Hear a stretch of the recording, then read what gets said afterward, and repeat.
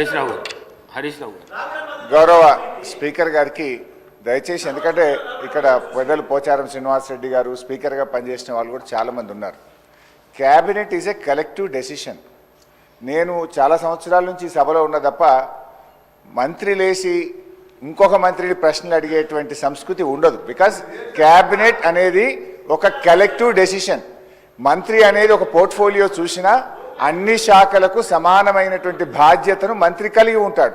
ఇవాళ మీరు కూడా దయచేసి నేను మీతో కోరేది ఏంటంటే, మీరు కూడా ఇట్లా ఒక మంత్రి లేచి ఇంకో మంత్రిని ప్రశ్నలు అడగడానికి అవకాశం ఇస్తే అసలు ప్రశ్నోత్తరాల సమయం యొక్క దాని మీనింగే మారిపోతుంది. అధ్యక్ష, దయచేసి లేని సంస్కృతిని తీసుకురావద్దు. మంత్రి అనే వాళ్ళు క్యాబినెట్లో మాట్లాడుకోవచ్చు. Government is a collective decision. ఇట్లా మినిస్టర్లు లేచి అడిగే సంస్కృతి ఉండదు. నంబర్ 1. నంబర్ 2, గతంలో కూడా కోమటిరెడ్డి వెంకటరెడ్డి గారు అప్పుడు కూడా మంత్రిగా ఉన్నారు. మరి వారి హయాంలోనే ఈ మూసి ఈ రకంగా జరిగింది. మీరు మంత్రిగా ఉన్నప్పుడు సరిగా చేసి ఉంటే ఈ పరిస్థితి ఎందుకు? కోమటిరెడ్డి వెంకటరెడ్డి హరీష్ రావు గారికి చెప్తున్నా, 21 సంవత్సరాల అనుభవం ఉన్న హరీష్ రావు గారిని అడుగుతున్నా, మీకు ఎల్పీ లీడర్ లేడు, నువ్వు డిప్యూటీ లీడర్వా శాసనసభ్యునివా? క్వశ్చన్ అవర్లో నిన్న కూడా నువ్వు బైక్ తీసుకున్నావు. మా స్పీకర్ మంచోళ్ళు కాబట్టి నీకు బైక్ ఇచ్చాను. నీ ఏ హోదాలు అడుగుతున్నావు? నువ్వు ఏ హోదాలు నువ్వు మాట్లాడుతున్నావు? నువ్వు ఏ హోదాలా? గౌరవ్ సార్ ఒక నిమిషం సార్, చాలా ఇంపార్టెంట్ ఇది ఫర్ ఎవర్. తెలంగాణ ప్రజలకు తెలవాలి సార్. తెలంగాణ ప్రజలకు తెలవాలి.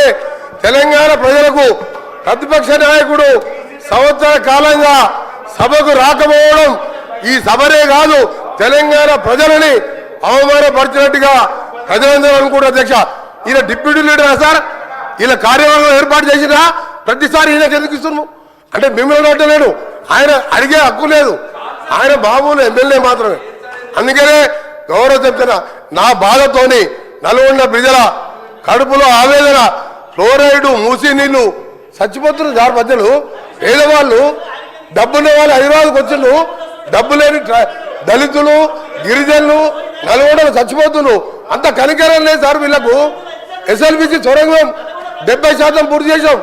ఇరిగేషన్ మినిస్టర్గా ఉండి ఒక్కసారి సొరంగం రాలే. ఆయన నల్గొండ గురించి కానీ నా గురించి మరి మాట్లాడే హక్కు లేదు అధ్యక్ష.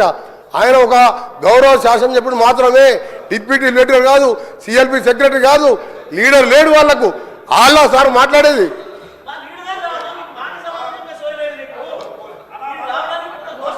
సార్, ఇప్పుడు ఈ రాష్ట్రాన్ని అతి ఎక్కువ కాలం పాలించింది కాంగ్రెస్ పార్టీ. ఇవాళ మూసీలో, ఇవాళ నల్గొండ జిల్లా